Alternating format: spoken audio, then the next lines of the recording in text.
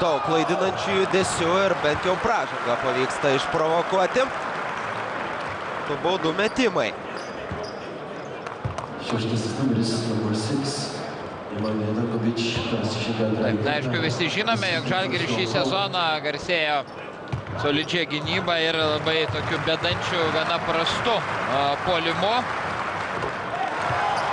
Ir daugiausia puolime remiasi lėtų žaidimo, pozicinių puolimo, aišku, tai yra Jono Kazlausko irgi įtaka.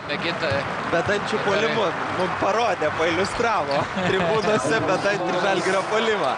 Na, nenorime pasišaipyti iš šio berniuko. Bet išėjo gražiai asociacija. Operatyviai, mano žodžiu, sureagavo transliacijos režisieriai. Tikrai nenorime nieko blogo pasakyti apie jaunuosius Žalgirio fanus. Jie šaunuoliai. Jenkinso dar vienas tritaškis.